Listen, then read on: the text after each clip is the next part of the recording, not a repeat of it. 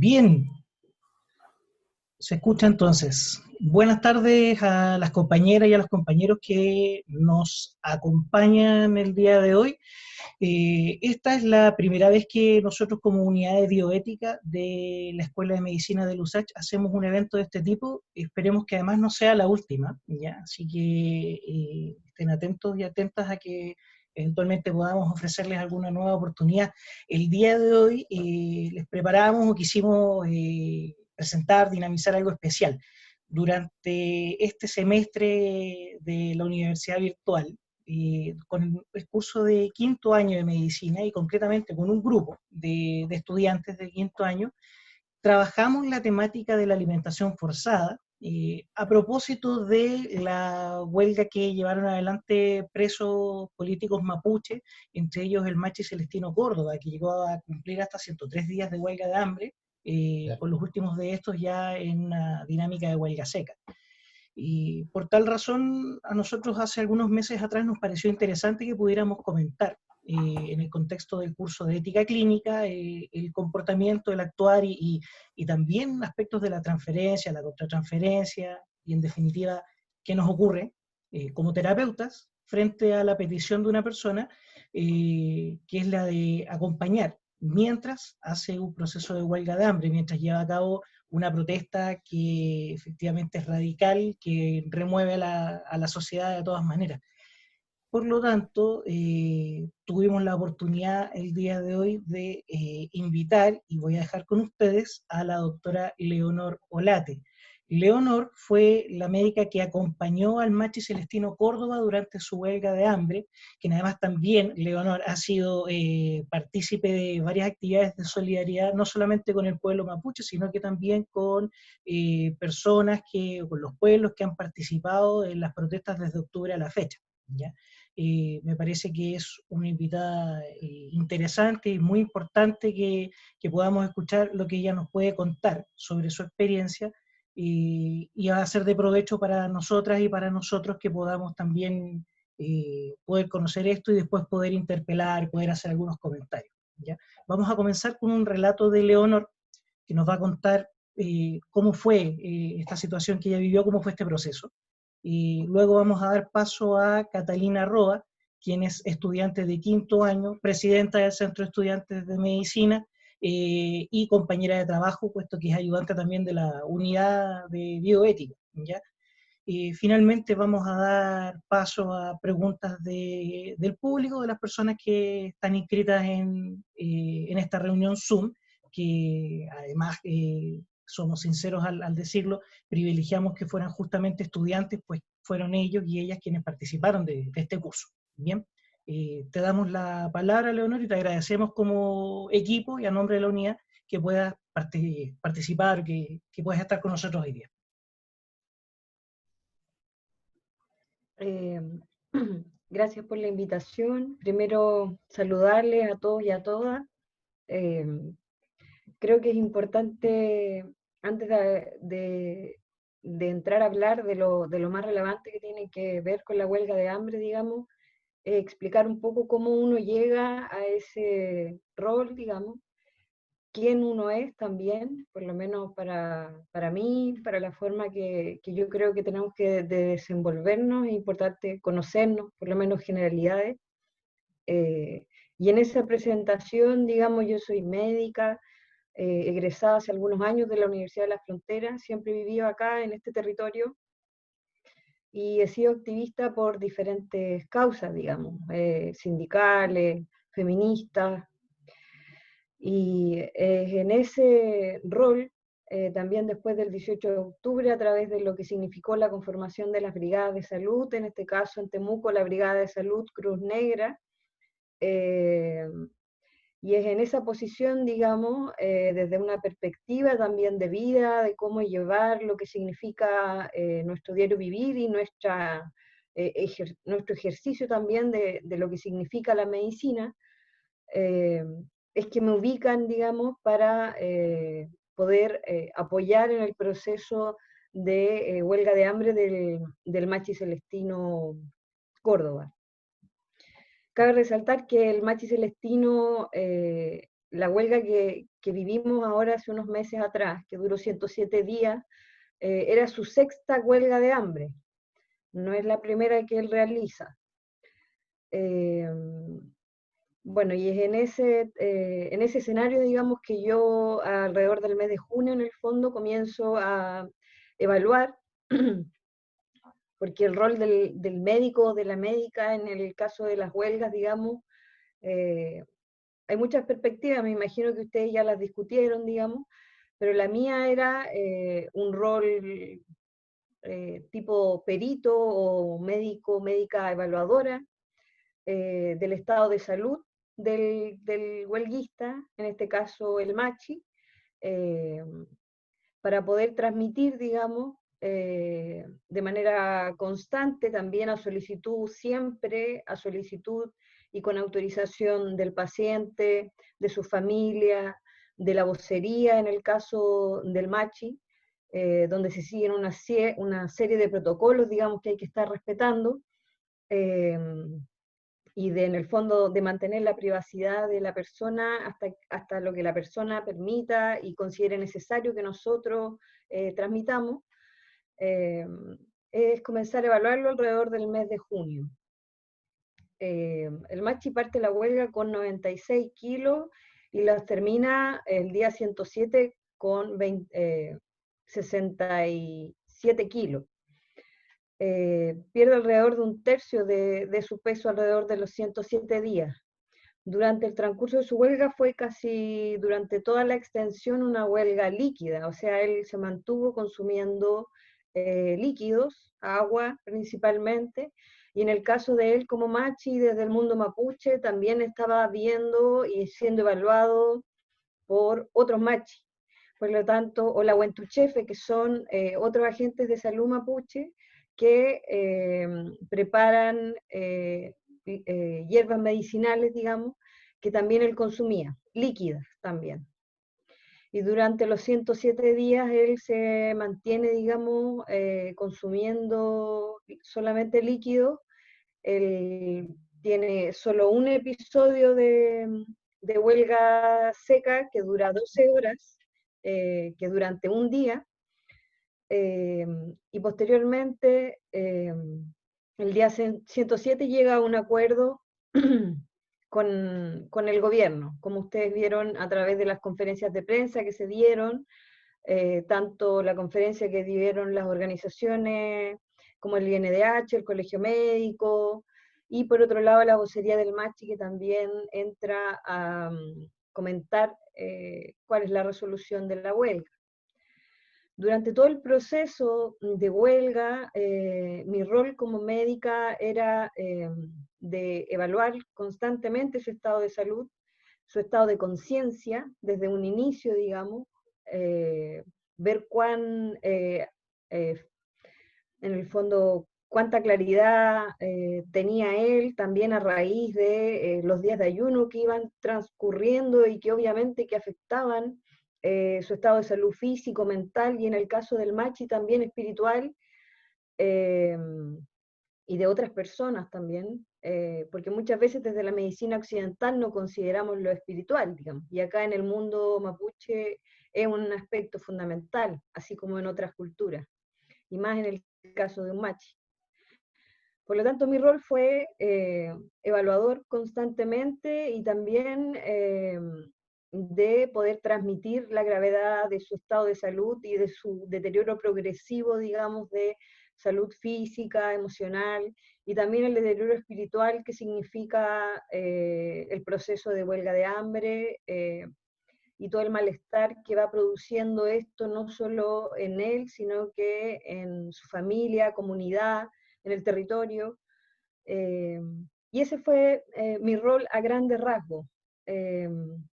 Yo creo que es importante destacar que durante todo el proceso es importante tener un vínculo importante con el paciente, con la persona que uno está evaluando, en este caso con el machi, un vínculo de confianza, saber cuánto en el fondo uno está autorizada para poder comentar públicamente de su estado de salud, porque entendemos que la huelga de hambre es un mecanismo de presión extremo, que por lo menos yo considero totalmente válido, digamos, particularmente en las personas que están privadas de libertad, que no tienen otra arma que su propio cuerpo para poder ejercer un mecanismo de presión, y así ha sido en el caso del Machi, digamos, que él ha hecho varios procesos de huelga de hambre para, en el fondo, manifestar o solicitar, exigir cuestiones que son totalmente pertinentes culturalmente, como en este caso era la salida al Rehue, por ejemplo, que es el lugar ceremonial en el que él se desarrolla, en su territorio, en su comunidad.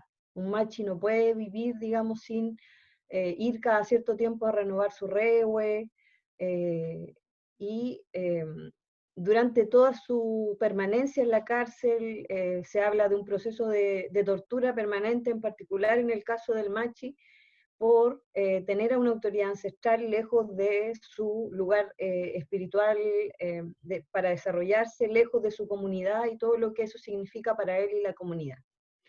Y durante todo ese proceso, ese vínculo, digamos, de confianza se fue fortaleciendo hasta el día de hoy.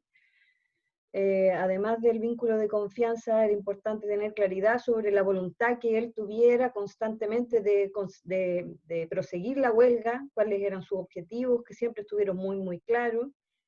Los días en que él ya comenzó a tener deterioros más importantes, como por ejemplo algunas cosas públicas que comentamos que tenían que ver con que él en su momento convulsionó, tuvo más de un episodio de síncope. Él en su momento, ya conociendo, digamos, también el proceso, se deja todo en el fondo por escrito. Es como una declaración de voluntad anticipada, ¿cierto? De qué pasa si en cierto momento yo dejo de estar consciente, digamos, en este plano. Se deja por escrito cuál es la voluntad de él, incluso con respecto a su autopsia. Él llegó a manifestar a ese nivel también qué es lo que quería que uno, o sea, que el sistema de salud en este caso hiciera o se comportara en este caso con él. El hecho de ser o no intubado, el hecho de ser o no intervenido, el hecho de ser o no intervenido en cualquier procedimiento, la toma de exámenes o no, todo ese tipo de cosas se van discutiendo, se van dejando por escrito, y tanto el médico, digamos, la médica que esté evaluando debería estarlo registrando, digamos, en la ficha clínica, y por otro lado, la persona que está en huelga de hambre, en este caso también lo hacía constantemente. Él dejaba por escrito cuál era su voluntad en torno a cada situación en particular. Ahora, desde lo más íntimo, ustedes saben, y me imagino que varios y varias de los que están acá tienen una posición médica relativamente crítica con respecto a la medicina o a la sociedad actual, por lo menos reflexiva, yo creo. Y desde esa perspectiva, acá en la región, la mayoría de los colegas y de las colegas no estaban de acuerdo con evaluar con que yo evaluara al macho o que alguien lo evaluara, digamos, por los cargos que se le imputaban, por temas de racismo, y hubo toda una persecución, digamos, primero física, lo que significó agresiones físicas hacia mi persona, posteriormente una persecución laboral, que hasta el día de hoy me tiene pendiendo de un hilo de constantemente, digamos. O sea, lo que les quiero transmitir es que esto tiene costos. Esto tiene costos para los médicos y las médicas que asumimos este rol. Y para mí son costos que hay que asumir con claridad y con fortaleza, porque son parte del escenario en el que estamos hoy día, más con el gobierno que tenemos y el escenario represivo que se vive en el Gualmapu. Así que esa es la situación en la que nosotros, o yo me desempeñé hasta el último día, digamos, como médica evaluadora. Yo ingresaba a evaluarlo también, a solicitud siempre de él o de la vocería. Eh, Era una evaluación que intentaba tener cierta periodicidad, pero que muchas veces también se ponían trabas de parte de Gendarmería o después del Hospital de Imperial, así.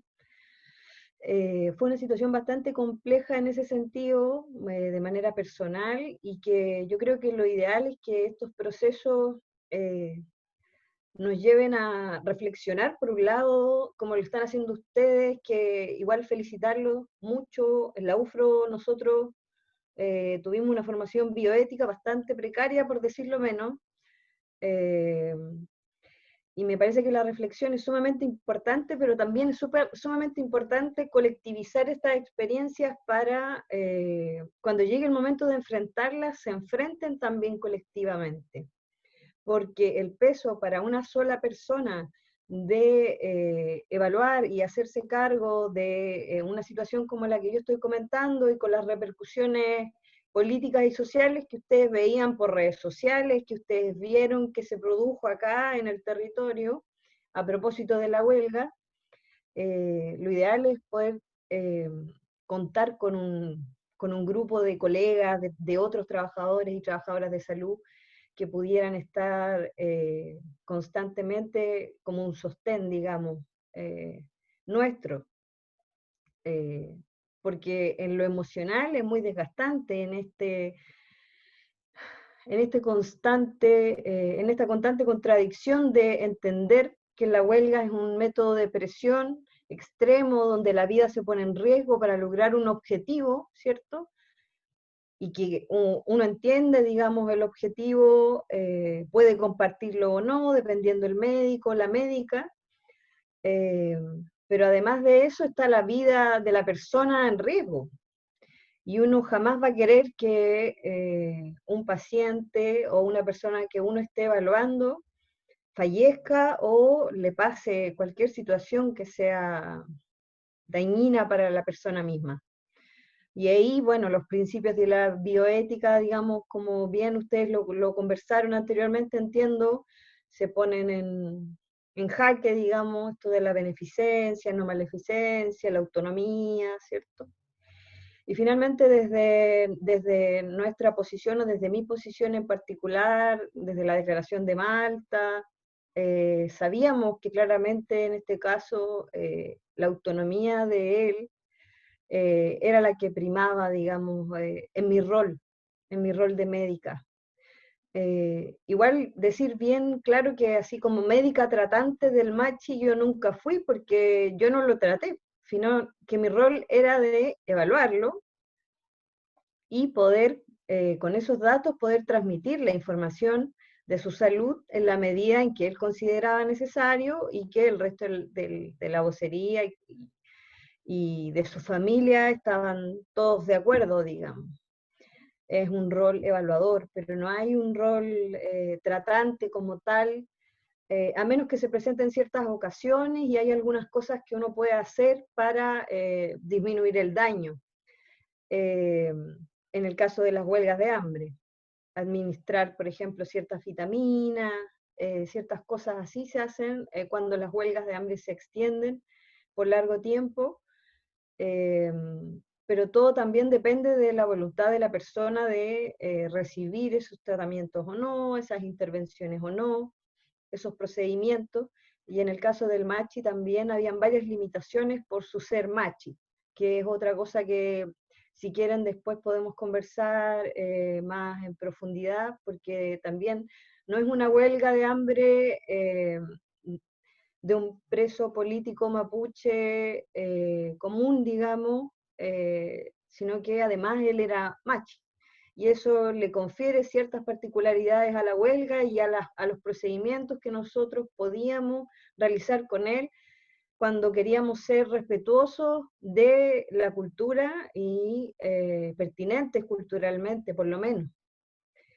Así que ese fue el proceso. Yo diría que es un proceso bastante complejo internamente para cada médico que asume este rol, y externamente por el nivel político de conflictividad que se produce en torno a las huelgas de hambre que han habido en Chile, que son en general huelgas de hambre que tienen que ver con motivos políticos del mundo mapuche o del mundo no mapuche. Por lo tanto hay una conflictividad ahí y uno se ve en ese escenario, lo quiera o no, digamos.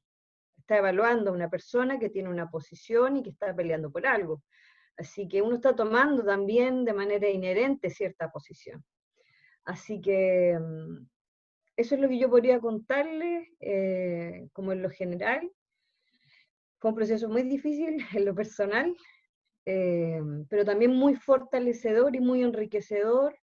No creo que cambiaría nada de lo que ocurrió, a pesar de la gravedad de todas las situaciones que ocurrieron y que siguen ocurriendo hasta el día de hoy. Sabemos que acá hay grupos organizados, digamos, que persiguen a la gente, eh, con o sin razón lo hacen, eh, y en el fondo es parte de la situación que estamos viviendo hoy día. Y para eso nos fortaleció, nos mostró varias cosas y ahí pudimos aprender varias cosas del mundo mapuche, y por suerte, digamos, el Machi salió tranquilo de la resolución de la huelga, su salud ya está en recuperación y va a salir a su regue, que era el objetivo, uno de los objetivos que él tenía. Quizás no el petitorio se cumplió en su totalidad, pero hay una tranquilidad en torno por lo menos a la red de apoyo de cómo finalizó por lo menos la huelga del Machi Celestino. Eso como a grandes rasgos. Muchísimas gracias, Leonor, por el relato que nos traes, que definitivamente es súper potente. O sea, por un lado, la huelga misma, y por otra parte, cómo esto repercute personalmente para ti, que es un aspecto que a veces pasamos por alto, y que no deja de ser interesante, sobre todo para la audiencia que tenemos en este momento. Quisiera darle la palabra a Catalina Roa, que ya presenté hace un momento. Ella quiere hacerte algunas preguntas.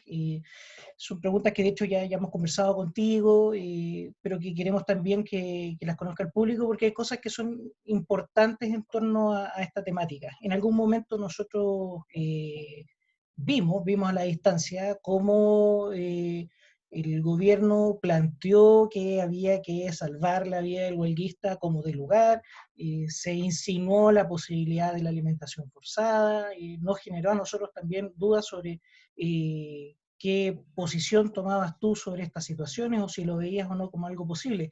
Mira, sin darle más vueltas entonces, si fuera posible, Catalina, te cedemos la palabra también. Gracias. Hola, Leonor. Primero agradecerte de nuevo que estés aquí, que hayas aceptado la invitación.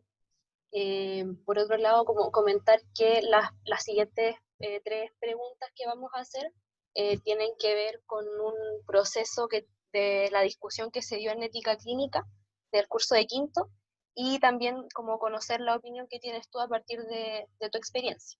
Entonces voy con el primer punto. En el curso de ética de las decisiones médicas o ética clínica, nos tocó a mi grupo en particular un caso clínico sobre una paciente en huelga de hambre, cuyo estado de salud obviamente se encontraba cada vez en más franco deterioro. Las motivaciones de esta paciente en particular se relacionaban con la causa medioambiental. Entonces, en el grupo surgieron múltiples discusiones que nos hicieron desear tener la posibilidad de dialogar contigo, dada la experiencia, como decía, con la huelga de hambre del Machi Celestino. En la perspectiva de ese diálogo nos surgió inmediatamente una pregunta acerca de cuáles eran entonces los límites de ese acompañamiento que nosotros definíamos como rol de terapeuta, con pacientes que toman decisiones tan drásticas como una huelga de hambre. Entonces, más precisamente, según tu punto de vista, ¿en qué medida y hasta qué punto crees prudente y necesario, por el bien de la paciente o del paciente, involucrarnos en su lucha?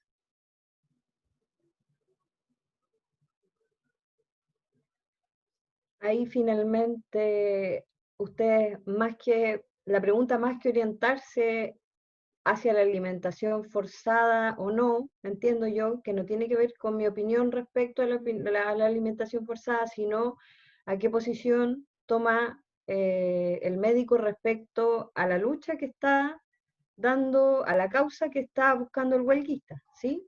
Claro, sí, tenemos una pregunta de alimentación forzada que es la siguiente, pero en este punto en particular, como decías tú, tiene que ver con cómo te posicionas o cómo crees tú que debiésemos posicionarnos ante la lucha de un paciente. ¿Hasta qué punto es rol del médico? ¿O hasta qué punto lo consideras tú rol del terapeuta?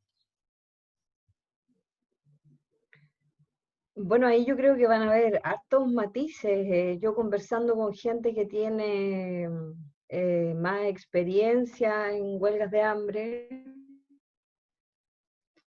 médicos con más años, digamos, que yo, algunos del colegio médico, otros no, me planteaban la necesidad de una neutralidad total, que a mí me parece que no existe.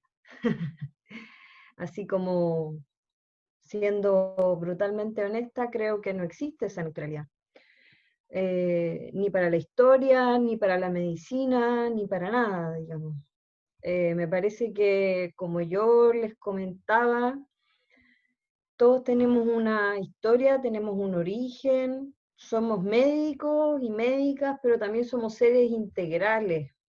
Y en esa integralidad también tenemos una visión social, un análisis de las cosas. Yo creo que lo importante es tratar, no es tratar, es ser en nuestro rol de perito, digamos, de describir la situación de salud lo más objetivos y objetivas posible, eso sí, mantenerlo.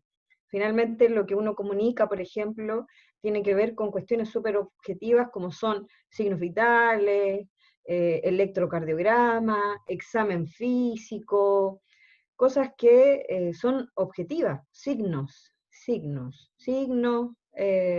objetivos, además de lo que pudiera referir el paciente como síntomas.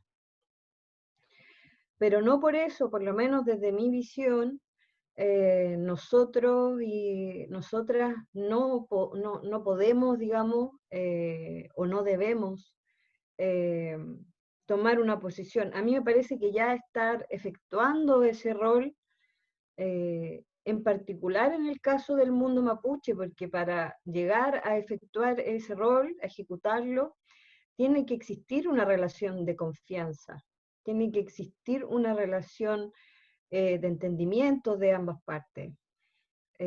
Por lo menos para ser no el médico tratante o la médica tratante del hospital que lo va a llevar cuando, cuando se descompensan, digamos, sino el médico, la persona que los acompaña.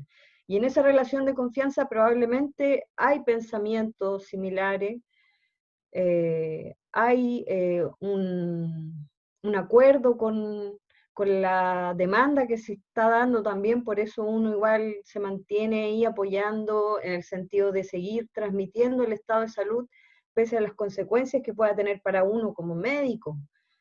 Eso devela un compromiso que va más allá del paciente también, sino que también está con su causa. Entonces yo creo que lo ideal es poder ser lo más objetivos posible siempre, digamos. Pero en el caso, por ejemplo, del Gualmapu, donde las vulneraciones de derechos humanos son históricas y además son tan evidentes, la imparcialidad o la neutralidad o obviar esos hechos que también son totalmente visibles, digamos, cosa de poner un video, 2 videos, de salir, de ir a una comunidad, de ver cuántos perdigones cuántos niños tienen perdigones en las comunidades. Son hechos objetivos, entonces, en este escenario donde hay un pueblo que está siendo sumamente violentado por un Estado, en sus comunidades y también a través de negarles cuestiones que son fundamentales a los presos políticos y detener presos políticos también por esa causa, es difícil tener una posición totalmente neutral. Y en mi caso, a mí también me contactaron porque yo solidarizaba con la lucha del pueblo mapuche, digamos. Solidarizaba previo a esto. Y eso yo no lo puedo negar. Ahora, algún colega podrá decirme que a lo mejor mis informes por eso eran menos, tenían menos peso. Y yo podría decirle al colega que quizá tiene razón, que él puede pensar eso, pero yo lo invitaría a examinarlo. A los colegas que me dijeron ese tipo de cosas, yo les decía, pero doctor, vaya usted, examínelo, vea cuáles son sus signos vitales, vea cuál es su ficha clínica. No estoy inventando lo que estoy diciendo, está todo registrado, está todo objetivado, más allá de la posición política que yo pudiera tener, digamos. Pero yo creo que como médicos, médicas más conscientes, igual desde una medicina más crítica, medicina social, no sé cómo queramos llamarle, esa posición va a estar.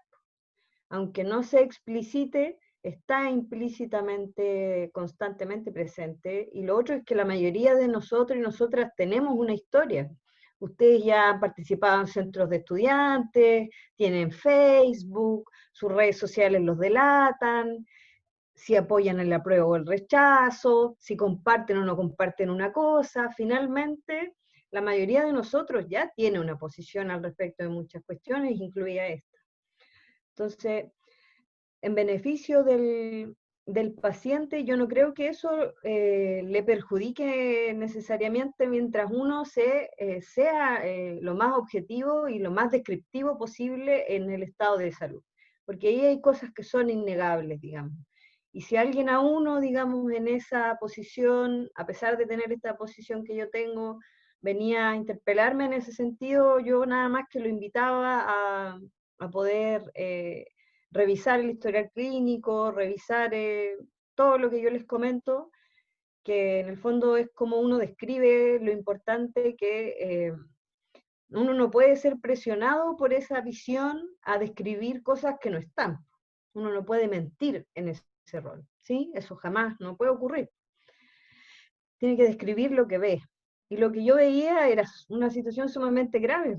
Entonces no había mucho más que hacer ahí, a pesar de que mi historia y otras cosas y mi posición al respecto pudiera pesar o influir en cómo los medios o algunos colegas recibieran esos informes.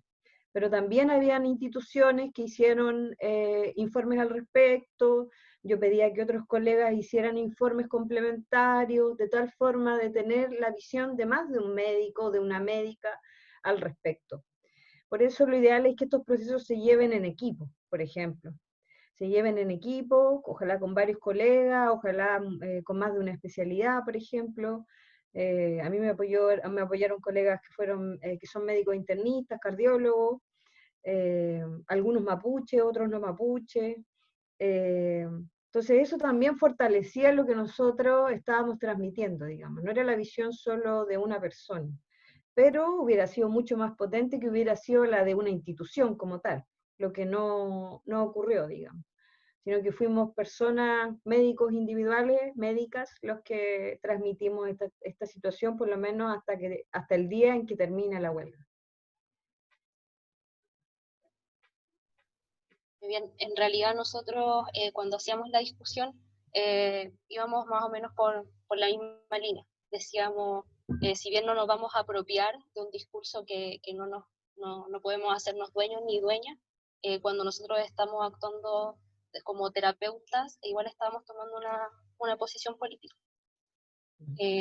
A continuación sí vamos a tocar la temática respecto de la alimentación forzada, que tanto nosotros como estudiantes como los docentes del ramo, digamos, coincidíamos ampliamente en que se trata de un trato vejatorio y que no debería formar parte de nuestro rol como médicos y médicas, porque somos conscientes también de tratados internacionales que lo califican como lo que es una tortura.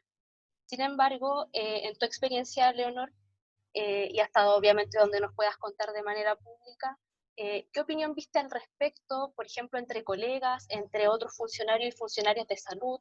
¿Qué opinión tenía Gendarmería, el Poder Judicial? también en un contexto de que hasta hace poco teníamos presos mapuches en huelga de hambre. Finalmente, ¿es posible que el Estado termine alimentándolos de manera forzada? O sea, hasta el día de hoy hay presos políticos en huelga de hambre en la cárcel de Lebu y de Temuco. Se bajaron los hermanos de Angol después de 123 días de huelga de hambre, pero siguen los presos en Lebu y en la cárcel de Temuco. La opinión que yo veía de lo poco que yo pude ver, digamos, observar de los colegas, igual lamentablemente desde la escuela donde yo egresé, que es la UFRO, no, sin querer desmerecerla, no hay una discusión al respecto de lo que estamos conversando, ni de la interculturalidad, por lo menos, ni de la pertinencia cultural, ni de los tratados internacionales, ni de nada. Así que básicamente pasa mucho que los colegas, cada uno va saliendo y se va formando también durante su estadía en la universidad, como puede, digamos, en torno a lo que vive, con quién se relaciona, y en base a eso se va forjando un poco la posición que hay.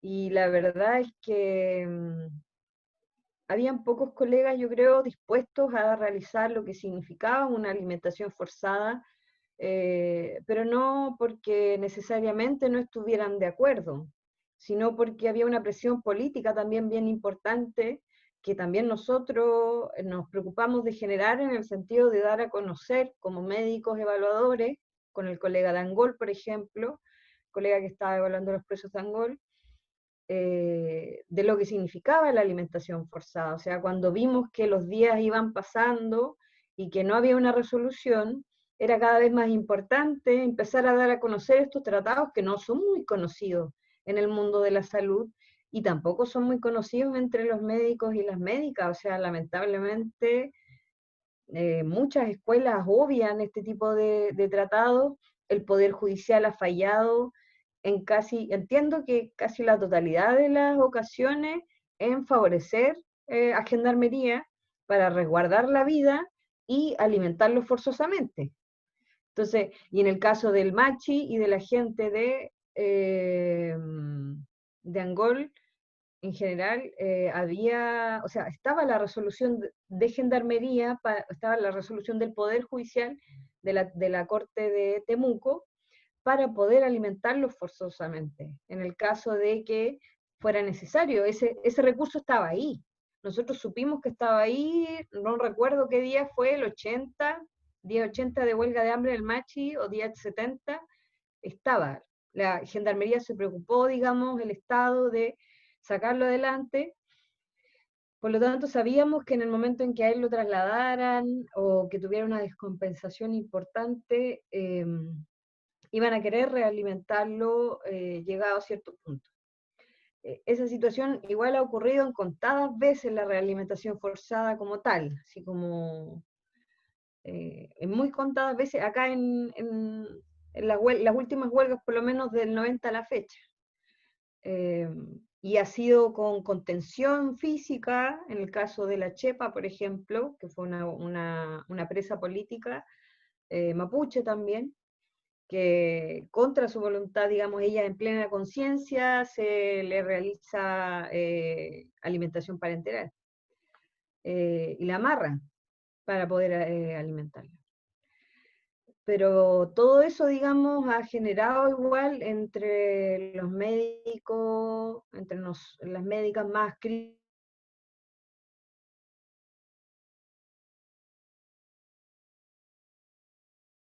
denuncia, una situación de denuncia que nosotros veníamos preparando, digamos, para poder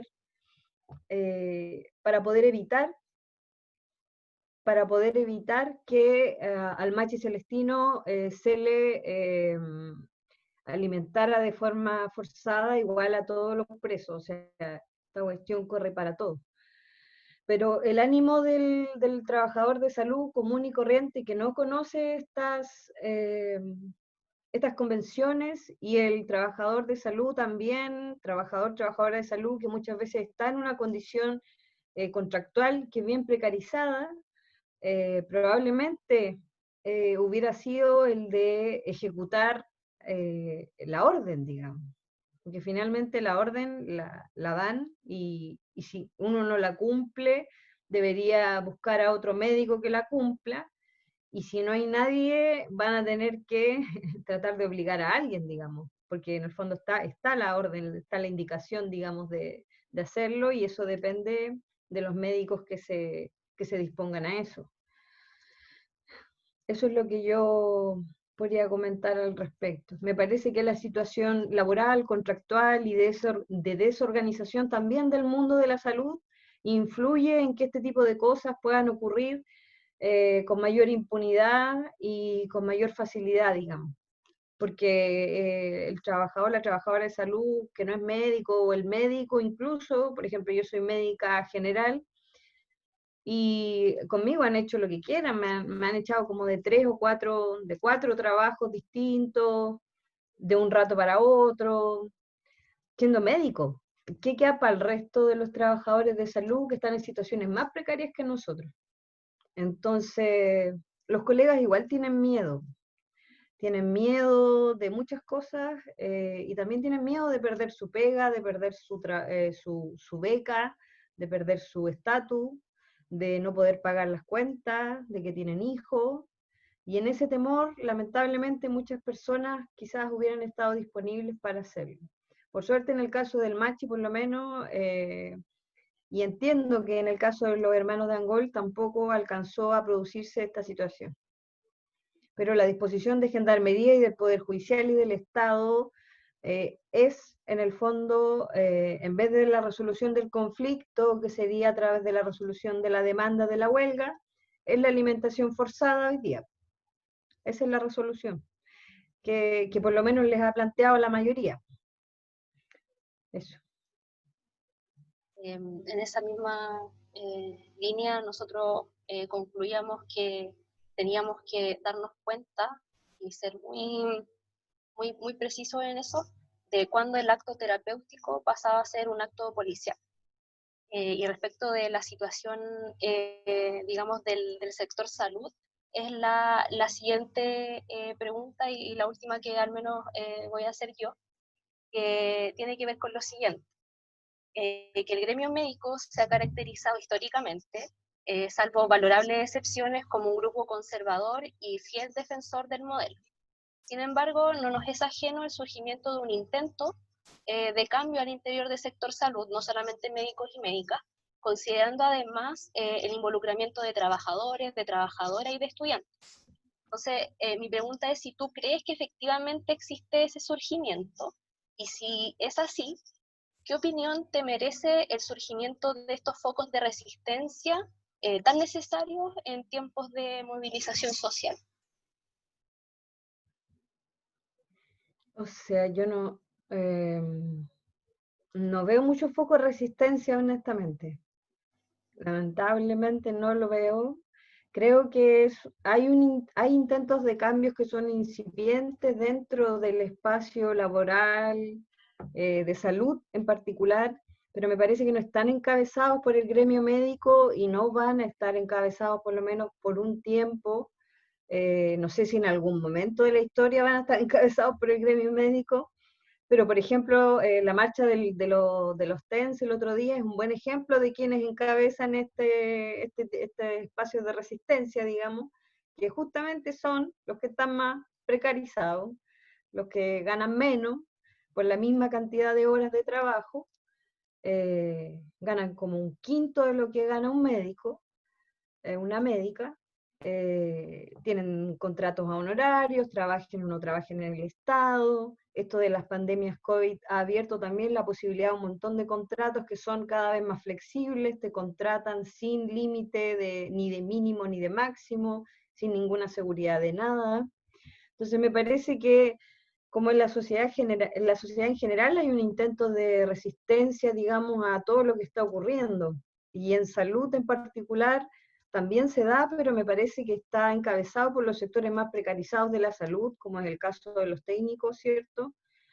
Pero me parece que algo incipiente y que la estructura de los sindicatos en salud no ayuda para nada a que esos procesos se dinamicen y avancen. O sea, los sindicatos en salud, en el hospital donde yo trabajaba antes que me echaran, habían como 7 sindicatos de salud, 7 u 8, no sé, 2 o 3 FENAT, los TENS por su lado, las enfermeras por el suyo, la FEMPRUS, no sé, la CONFE de PRUS, una cantidad de sindicatos, cada uno por su lado, capacidad de generar un espacio como multigremial que pudiera reunirlos, también era muy, muy limitado. Había muchos partidos políticos tradicionales disputando esos espacios, eran espacios muy rígidos, con lógicas muy verticales y muy patriarcales, como la mayoría de los espacios sindicales que yo conozco. Me parece que en el fondo, mientras esos espacios rígidos, burocráticos, no permiten el cambio, tanto por su estructura, por cómo funcionan, por quienes están compuestos también. Por ejemplo, esta lógica de las asambleas que tenemos nosotros en la universidad, yo después llegué a trabajar y nunca asistí a una asamblea en un trabajo. Y a mí me parece increíble que los trabajadores y las trabajadoras no tengamos un espacio asambleario. En el colegio médico, por ejemplo, acá en Temuco se llamará una asamblea una vez al año, una vez al semestre con suerte. En el hospital jamás fui a una asamblea de ninguno de los gremios. Me parece que los sectores, justamente los técnicos, los enfermeros, enfermeras, por ahí parece haber más organización, también más reunión, más síntesis entre lo que es la dirigencia y la base, que es muy importante para que esa cuestión se dinamice. Pero me parece que también es importante, que es evidente que el escenario de movilización y de lucha social y de la pandemia tensiona a tomar posición al sector salud, pero nuestro gremio médico sigue siendo, yo creo, el más conservador, principalmente por su composición material, digamos, de la gente que está ahí, que viene de familias que en el fondo no van a querer modificar mucho la realidad, yo creo. Incluso en sus alas más progresistas es así, y es el más reacio al cambio. Yo en ese sentido también creo que es muy importante que los usuarios y usuarias, las comunidades y los estudiantes de salud también son importantes en esa dinamización del proceso del sector salud. Probablemente los usuarios y usuarias hoy día no se dotan de organismos de organización a sí mismos, hay pocos, organizaciones de usuarios y de usuarias, pero probablemente a la hora que aparezcan cada vez más o que se incorporen de alguna forma también van a ser más relevantes y van a tensionar mucho más la estructura de hoy día de lo que es la salud en Chile y en el World Map. Igual yo creo que lo último que iba a nombrar con respecto al tema de los focos de resistencia, me parece que justamente a mí me invita Santiago Murray del Movimiento Salud Resistencia, que esos espacios de resistencia que están fuera de lo institucional, como son, por ejemplo, estos espacios de brigadas de salud que se han ido conformando en diferentes ciudades, que se conformaron a raíz del 18 de octubre y que después mutaron un poco a organismos sociales que hoy día aportan en las ollas comunes, entregan elementos de protección personal, hacen educación en salud. También son focos de resistencia que probablemente vayan a ser más, son mucho menos relevantes políticamente que el mundo sindical grande en su masividad y en su llegada, pero son importantes cualitativamente. Y ahí hay varios estudiantes y hay varios médicos y médicas que están llevando procesos que son bien interesantes y que a lo mejor también vayan a influir en lo que significa una transformación después de la totalidad del sistema, digamos. Muchas gracias, Leonor, por contestar a las preguntas que teníamos. No sé si Santiago quiere decir algo o damos inicio a la tanda de intervenciones o de preguntas o comentarios. Eso, demos espacio nomás a las preguntas que pueda tener el público. Me pareció espectacular todo lo que has comentado, así que me gustaría ver cuáles son las respuestas también de las personas que están acá con nosotros. La dinámica la vamos a hacer de la siguiente manera. Si alguien quisiera hacer algo, puede levantar la mano, ya que Zoom permite ese tema como de levantar las manos, o hacer un clic en alguno de los iconos. Si van a tomar la palabra, pueden prender sus cámaras si es que lo desean también. Me parece que Sergio sí tenía algo que quería comentar en algún momento. Sergio Zorrilla. No sé si será así o no.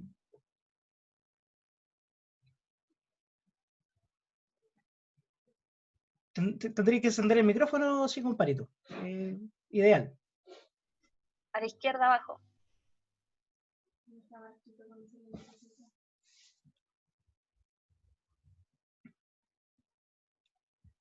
Mientras tanto, de todas formas, estamos ahí preparados para que ustedes levanten la mano nomás.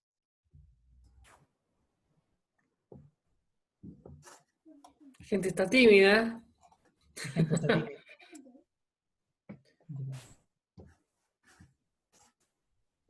Diego, ¿no podéis desmutearte? Ahí sí. Ahora sí. Sí. Excelente. No, no, la verdad es que no quería decir nada porque estoy muy impresionado por la exposición de nuestra invitada, porque fue increíble como además en su relato rehizo el camino que está establecido por las referencias internacionales, ¿cierto? ¿No?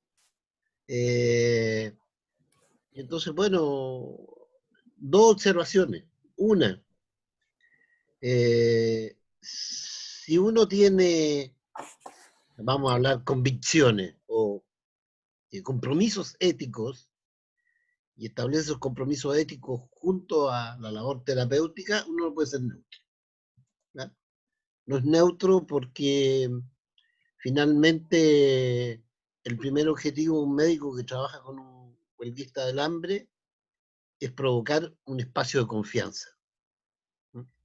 Espacio de confianza entre el terapeuta y el huelguista, lo que le permitirá al terapeuta poder reaccionar rápidamente si el huelguista quiere echar pie atrás. Y en este proceso de generación de complicidad es muy difícil la neutralidad. Tanto más que cuando hablamos de huelga de hambre, hablamos de cosas que son extremadamente estúpidas. En Irlanda murieron varios huelguistas de hambre porque no se les consideraron dos reivindicaciones: el estatuto de prisionero político y el derecho a no vestirse con el traje que los penitenciarios que tenían los presos comunes, que se le permitía a los políticos. Murieron. Años después, Inglaterra tuvo que entrar en negociaciones con el IRA, pero eso fue. La misma cosa con la Armada Roja en Alemania y la misma cosa con el ETA en España. Es decir, esa primera observación, no hay neutralidad. Y la segunda es que efectivamente esto no es por buscar una legitimación, pero la ética que nosotros practicamos, que por supuesto no creo que sea aceptada por todos, es una ética en la cual las luchas sociales están presentes. Y donde lo más importante es que desaparezcan los éticos para que los médicos se conviertan efectivamente en conductores de aquello que llamamos la exigencia ética y la interpretación ética de la situación. Eso. Yo solamente quisiera agregar una cosa. Me quedé curioso cuando ella dijo qué quiere decir una huelga de hambre en un machi. Eso me interesaría escuchar eso.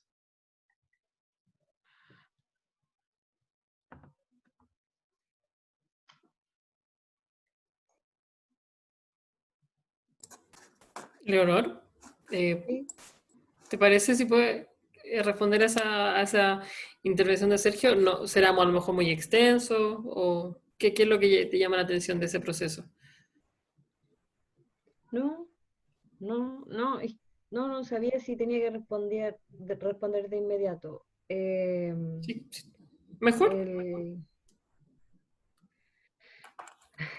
Bueno, desde bueno, hay muchas cosas que yo no, así como honestamente, que yo desconocía del mundo mapuche, digamos, siendo como apoyando el proceso. No es lo mismo salir con una bandera a Plaza Dignidad o ir a una marcha mapuche que conocer una comunidad o atender a un machi en huelga de hambre. En ese sentido, el machi, por ser machi, digamos, tenía muchas manifestaciones o molestias, digamos, que tenían que ver con malestares que no eran físicos, sino que tenían que ver con lo espiritual. Y que en el fondo eran malestares reales. A lo mejor no eran objetivables, pero sí forman parte de su visión de lo que es la vida, de lo que es su ser como machi, digamos. Él es una integralidad, digamos. No es solo un hombre que está detenido, sino que es un machi. Una persona que tiene la capacidad de comunicarse, ¿cierto?, con algo superior. Creamos en eso superior, cómo se llame o no, dependiendo de la cosmovisión. La capacidad de sanar, ¿cierto? La capacidad de ver cosas que aún no han ocurrido, o la capacidad de ver cosas que ocurrieron, de conectarse con sus ancestros, o con espíritus que están fuera del plano terrenal y que también orientaban o pueden orientar lo que significa su proceso como huelguista, como persona, como todo. Pero además de esto, desde una mirada ya desde la medicina occidental, cómo yo me sitúo frente a un paciente mapuche, machi, tengo que entender que él, por ser machi, por ejemplo, él había dejado de estudiar en la escuela tradicional, en la escuela del Estado, digamos, a muy temprana edad, por ejemplo. Pero no por eso no tenía educación. Es un hombre muy culto y muy educado. Además de esto, los procedimientos que uno como médico o médica podía hacer con él estaban muy limitados por su ser machi. A la hora de que nosotros, por ejemplo, queríamos, o yo pensaba, qué bueno sería tener unos electrolitos del machi, una función renal del machi. Pucha, que sería la pega, sería más fácil. Pero no se podían tomar exámenes de sangre. Tomarle exámenes de sangre al machi era transgredirlo en su ser machi. Sacarle sangre era transgredirlo. Ponerle un suero era transgredirlo, porque lo intervenía él en su cuerpo. Y como es una totalidad, digamos, lo transgredía y le producía un malestar, digamos, un malestar, se sentía mal, se podía desmayar si es que le sacaban porque en la huelga anterior, la del 2018, en cierto momento le sacan sangre, lo amarran y le sacan sangre a la fuerza. Y él pierde la conciencia un rato, pierde la conciencia en esa transgresión que hacen de él. ¿Entiendes? O sea, no están transgrediendo solo su autonomía, que era lo que yo les decía igual a la gente que me preguntaba, tratábamos de transmitir eso, no estamos transgrediendo solo la autonomía de una persona, sino que en este caso estamos transgrediendo la integralidad de un ser que es un machi, que tiene la capacidad, digamos, que es una autoridad ancestral, mapuche, y que tenemos que reconocerla como tal. Entonces, la forma de abordaje, de evaluación de las diferentes problemáticas médicas que se nos podían ir planteando, por ejemplo, en cierto momento, si hubo alguna hemorragia digestiva, por ejemplo, no había posibilidad de hacer una endoscopía, procedimiento invasivo. Olvidémonos de la endoscopía, con el machi. Y si le hacíamos la endoscopía a la fuerza, o sea, estábamos haciendo todo lo contrario de lo que nosotros queríamos. Entonces, por eso no era una situación común, digamos, en el caso de él, dice también que comenta de la huelga del 2018, cuando a él le ponen suero, el 2018 le pusieron suero en cierto momento para hidratarlo porque estaba deshidratado después de tantos días de huelga seca, y él igual mal, mal, o sea, se sintió mal, porque igual está lo cultural, ¿cierto? Lo que es el ser machi, y también está que estaban faltando a su autonomía y a su dignidad, y eso afectaba también psicológicamente, emocionalmente, espiritualmente. Entonces no se podían hacer ningún tipo de procedimientos con él. Básicamente la evaluación con el machi era examen físico y anamnesis. Examen físico, anamnesis, signos vitales, que también se toman a través de métodos no invasivos, ¿cierto? Y electrocardiograma, que tampoco es invasivo como tal. Pero el resto de los procedimientos no se podían realizar con él, por esto de que él es un machi. Y lo otro es que él, además de tener la enfermedad occidental que nosotras estábamos evaluando, que yo evaluaba no sé, por su pérdida de peso, su bradicardia, su hipotensión, las manifestaciones neurológicas cardiovasculares que tuviera, estaba también sufriendo enfermedad mapuche. Y en eso también yo intervenía así como para evaluar, pero también él tenía un machi tratante para tratar lo que significaba en el fondo para él estar en huelga de hambre todo ese tiempo, estarlo evaluando, pero desde el punto de vista mapuche. Y lo otro es que los machis, cuando llegan a cierto punto o en ciertos momentos, ellos entran en un trance donde se conectan con otro espacio, otro mundo, digamos, y del tratamiento de ese tipo de cosas también corresponden al mundo mapuche. Son a través de ceremonias, a través de la presencia de otros machis, y ese trance uno lo evalúa como médico, médica, como una pérdida de conciencia. O sea, no está consciente, no está en este mundo, está en otro. Y para que vuelva a estar consciente, no tengo que reanimarlo y, claro, no tengo que hacer un ejercicio de fuerza con él, sino que tengo que entender lo que es él en su integralidad y desde ahí actuar. Entonces, eso plantea varias complejidades en el escenario en el que estaba y varias cosas que había que entender, y mucho respeto, digamos, a lo que él era, y mucha comprensión también de eso. Eso. Perfecto. Gracias. Oye, pide la palabra Nicolás Morales, colega, amigo y antropólogo. Entonces, él quiere también participar de esta conversación. Nico, adelante.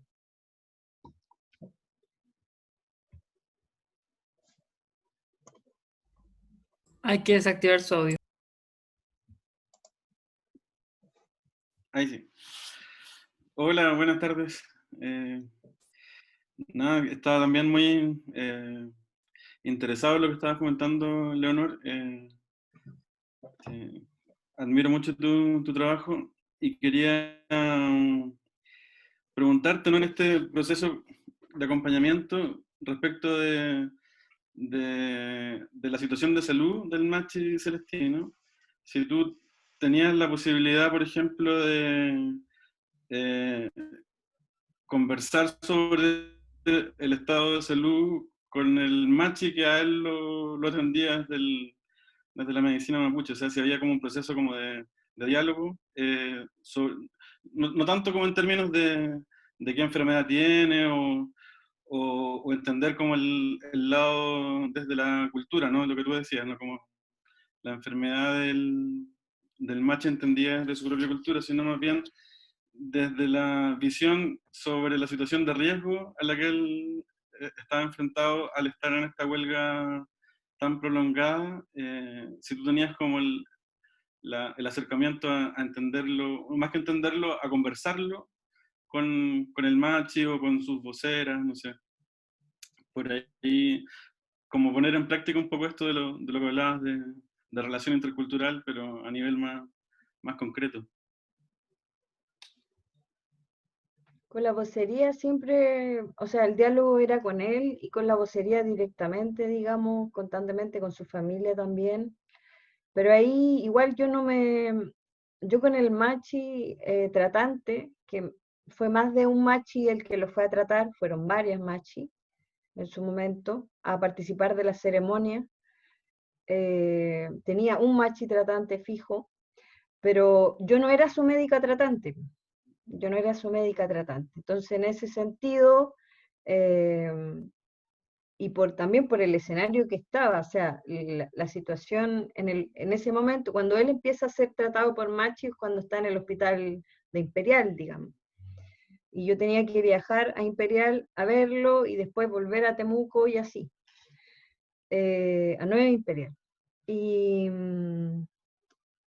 Y en esas ocasiones, digamos, las dificultades que se nos planteaba de parte de Gendarmería, por ejemplo, para ingresar, habían un montón de cosas que nos dificultaba muchas veces el poder dialogar con el machi, que iba a evaluarlo, ingresaba y después volvía a su comunidad, digamos. No se dio ese espacio de diálogo, pero no porque no hubo una disposición, sino por temas más prácticos, sobre todo por la dificultad que puso Gendarmería las últimas semanas, después de que también acusan a su señora de que supuestamente tenía COVID, empiezan a aislar al resto, y resulta que las PCR siguientes salieron 2 o 3 PCR los días después negativas de ella.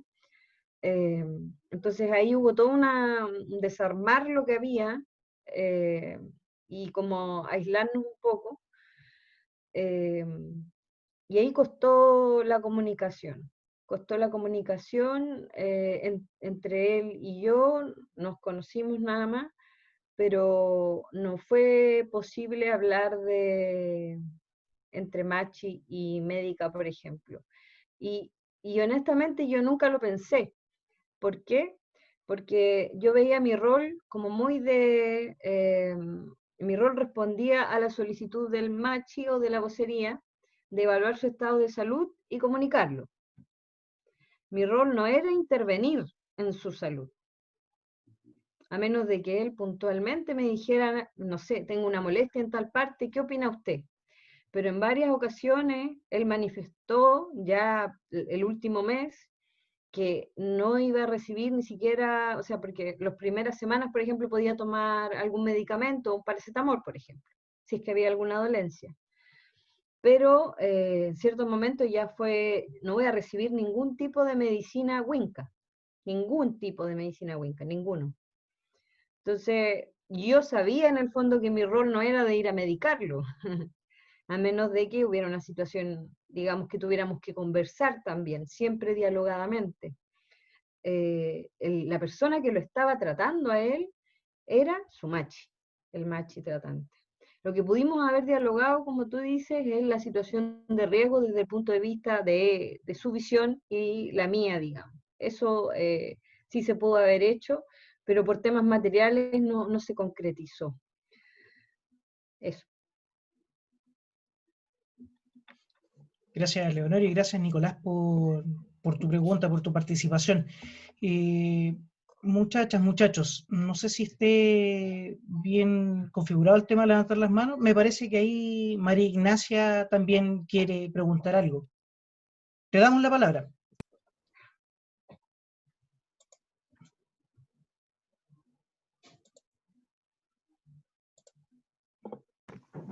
Sí, hola, escuchando muy atenta también el relato de Leonor. Mi pregunta más va orientada dentro de la experiencia que contabas tú del rol de médico como sujeto político más activo en resistencia y cómo existe este cerco también de un gremio y de una profesión que está tremendamente elitizada desde sus orígenes, sobre todo por la clase de estudiantes que entran a estudiar. Bueno, mi pregunta más que nada, entonces, ¿cómo crees tú que te hubieses podido abordar mejor la situación con alguna cierta preparación pedagógica diferente? ¿O cómo se podrían fortalecer estas redes de apoyo de médicos, médicas y trabajadores de salud en general más activos y organizados para, digamos, atender a situaciones de esta magnitud, en donde se requiere también, digamos, una participación política más activa, a pesar de, como tú decías, los costos, que es una persecución política, acoso laboral y una serie de repercusiones que tú mencionabas. Entonces, bueno, son dos preguntas en realidad. Entonces, ¿qué tan importante crees tú y cómo se podría abordar quizás desde la formación de como estudiante del área de la salud para estar preparado y tener más conexión en el fondo con la realidad, no solamente para el rol que se va a tener, sino también como sujeto político? Y la segunda, ¿qué habría que hacer actualmente desde el 18 de octubre, en donde la mayoría de la sociedad se sufrió esta clase de despertar, en donde, claro, salieron a la calle a reclamar sus derechos y hubo una clase también de rebalsamiento, de abusos por parte del gobierno y de un sistema completo? ¿Y qué rol se debe tomar ahí como profesional de la salud para fortalecer las redes de apoyo, para que, por ejemplo, en este caso donde tú sufriste bastante persecución, hubiese también habido como una contrarrespuesta, por así decirlo, aún así dentro de la institucionalidad, que es muy difícil? Bueno, eso más que nada. Difícil pregunta, pero yo creo que lo que ustedes están haciendo en este espacio debería replicarse, digamos, no sé si todo lo... A mí me parece que a nosotros, así como nosotros y nosotras, así como a la mayoría de las carreras, luego de la dictadura, digamos, las carreras universitarias, se les tecnificó al punto de que somos máquinas que repetimos procesos o repetimos fechas o repetimos procedimientos una y otra vez sin la capacidad de reflexionar sobre lo que hacemos, absolutamente nada. Por lo menos nosotros, nada. Me parece que hay algunas universidades que tienen, por suerte, algunos elementos más reflexivos en algunos ramos, digamos, eh, ya sea bioética, no sé, se nos quitó, yo veía la antigua malla nuestra, teníamos historia, teníamos historia de la medicina, por ejemplo, ahora no tenemos historia de la medicina, no tenemos idea de la historia de la medicina. El compañero que habló de antropólogo, ahora recién, si no me equivoco, el año pasado se empezaron a hacer clases de antropología médica, como un par de clases en la UFRO de antropología médica, que es súper necesario, o sea, antropología, historia, ciencias sociales, la historia, la medicina, hay un montón de cosas que nos arrebataron, no solo a los médicos, a las médicas, digamos, sino a todas las carreras universitarias. Y no fue casual porque es parte del desbaratamiento, digamos, de la organización que llevaba el pueblo hasta el proceso de la UP y que después la dictadura desbarata completamente y las mallas curriculares se transforman completamente. Y en ese sentido nosotros estamos viviendo las consecuencias de eso y ahora es lo que hay que empezar a reconstruir porque está la voluntad de un sector de hacerlo. En ese sentido yo creo que en esta área, en este punto, todas las trincheras pueden ser válidas, en el sentido de que dentro de la universidad los que son docentes, las que son docentes pueden ir en el fondo tensionando los espacios universitarios que ya existen para que este tipo de actividades formativas sean cada vez más oficiales, estén cada vez más incorporadas a la institucionalidad como tal. Y por otro lado, desde los estudiantes, yo creo que lo importante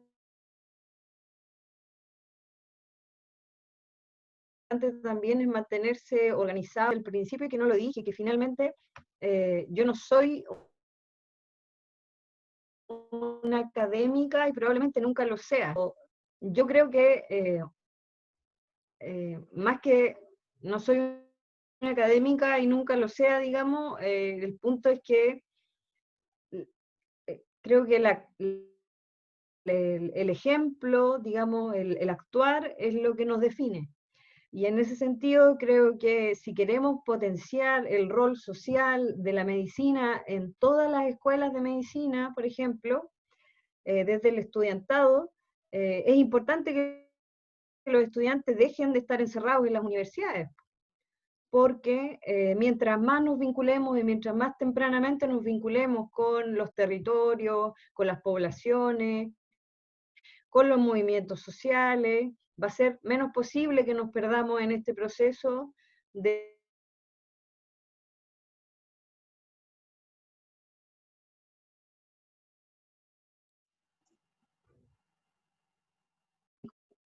después hacer la especialidad y ser exitosos, exitosas y olvidar la universidad, y que la universidad sea cada vez más abierta para las personas, así como era antaño. Esa era una pregunta. Y la otra que tiene que ver con las redes, lamentablemente yo creo que el colegio médico, a pesar de tener una posición bastante menos de derecha, bastante más progresista, digamos, más progresista diría yo, sigue teniendo sus limitaciones y las va a seguir teniendo porque la mayoría de los médicos y las médicas tienen una posición más bien conservadora. Entonces es difícil pensar una transformación profunda desde el colegio médico, por mucho de que ahí existan personas que tengan las mejores intenciones y tengan toda la disposición para hacer transformaciones importantes. Entonces ahí yo creo que lo que hay que tejer, como decía la compañera que habló, son redes entre los médicos, las médicas, y no solo médicos y médicas. Ahí yo creo que es importante incorporar a todos y todas los trabajadores o trabajadoras de salud, trabajadores sociales, antropólogos, no sé.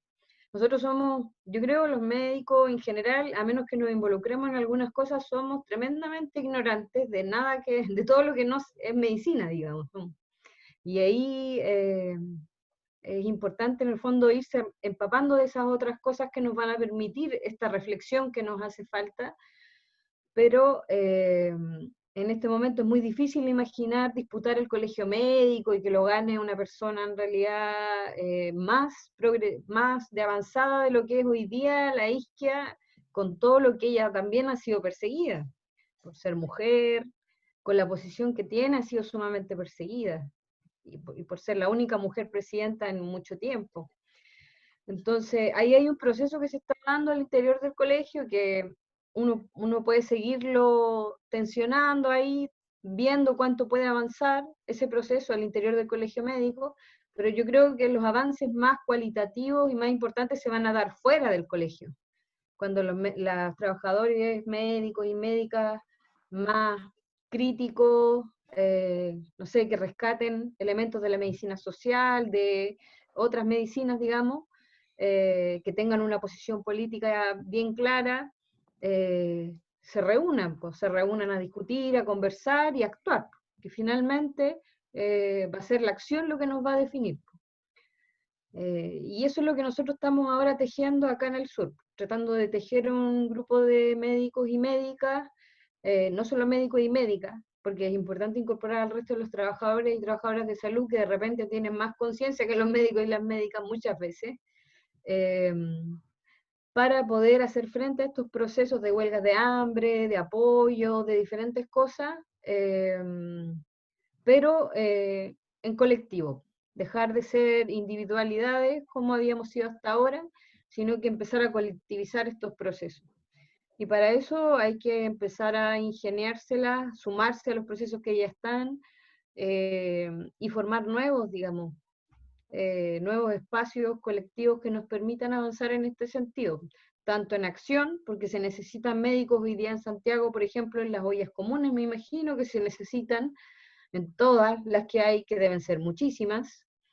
Acá en el sur se necesitan muchos y muchas también, tanto en el área urbana como rural, y tenemos que empezar a juntarnos los que estamos dispuestos a eso, a empezar a aportar desde la práctica, y desde la práctica empezar a generar una reflexión también, una reflexión que quede escrita, que pueda ser transmisible y que genere un conocimiento desde nuestra práctica política, que es lo más importante, o sea, no es lo más importante, pero es una fuente de conocimiento fundamental la práctica política.